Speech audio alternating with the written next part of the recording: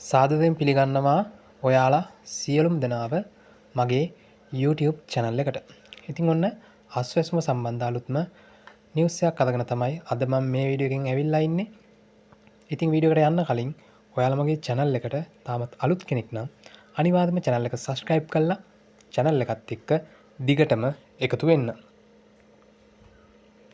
ඉතින් මේ වන විට අස්වැසුම පළවෙනි අදියරෑගේ රුපියල් 5000 දීමනාව බොහෝ දෙනෙක්ගේ කපලා ඉවත් කරලා තියෙනවා. ඉතින් ඒ රුපියල් 5000 නැවත ලබා ගන්නේ කොහොමද? ඒ පිළිබඳව තමයි අද මම මේ වීඩියෝ එකෙන් ඔයාලව දැනුවත් කරන්නේ. ඉතින් අස්වැසුම් සමීක්ෂණ කණ්ඩායම් ඉස්සරහදී ඔයාලගේ නිවෙස් වලට පැමිණෙනවා.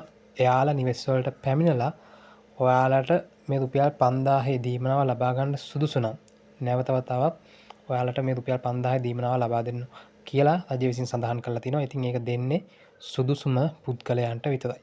ඉතින් මේ වගේ අස්වැසුම සම්බන්ධ නිවුස් අප්ඩේට් පිළිබඳව දැනගන්න අනිවාර්යයෙන්ම channel එක subscribe කරන්න. මේ වගේ අලුත් වටිනා වීඩියෝ එකකින් නැවත අපි හමු වෙමු. එතකන් ඔයාලා සියලුම දෙනාට සුබම සුබ දවසක්.